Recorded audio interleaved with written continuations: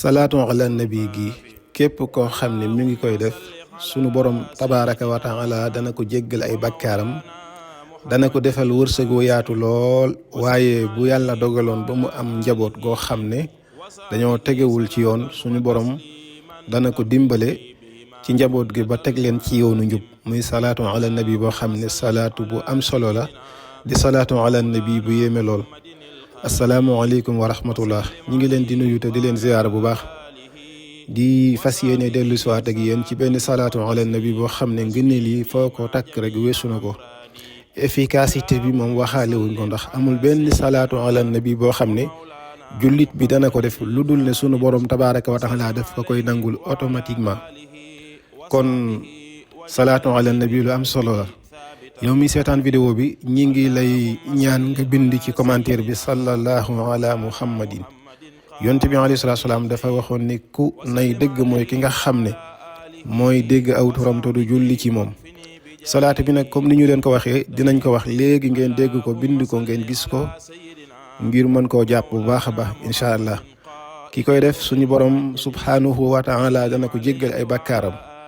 ki koy def suñu borom subhanahu wa taala dana ko defal wërsëg wu yaatu lool. ki koy def bu amee ak njaboot suñu borom dana ko dimbale ci njabootam ba gindil leen boppam moom mi nga xam ne mooy gindi ki ko sopp mu nekk lu am solo.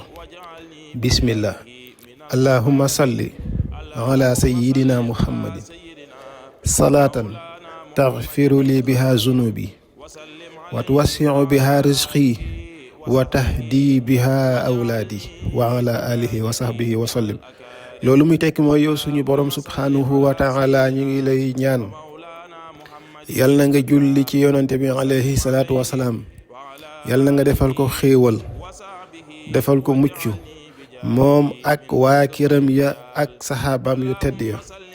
julli goo xam ne danga ma ciy jéggal samay bàkkaar. julli goo xam ne danga ma ciy defal wërsëg wu yaatu lool.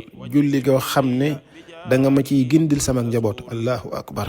xam ngeen ne salaatu ala nabi am na malayka moo xam ne sunu borom tabaaraka wa taala def koo bind ngir lan ngir képp koo xam ne julli nga ci yonante bi alayhi salaatu wa salaam mu jël julli googu dem ba ci jëmm ju tedd ja muhammad sallallahu alayhi wa sallam sayyidina muhammad mu jottalil ko ne ko diw doomi diw ak diw moo julli ci yow lii moo la ñaanal lii. kon mbokk yi ñu ngi leen di ñaan ngeen yaatal vidéo bi na ngeen ko partagé ngir ñëpp mën koo jot mën cee jëriñu. képp ku ko partagé yàlla na nga gis yonante bi alayhi salaatu wa salaam àdduna ak àllaaxira. bu fekkee abonné goo ñu ngi lay ñaan nga abonné aimé vidéo bi.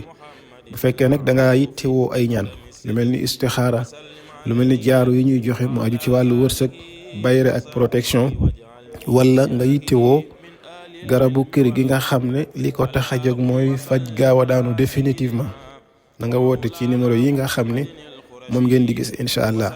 asalaamualeykum wa rahmatullahi wa barakaatuhu.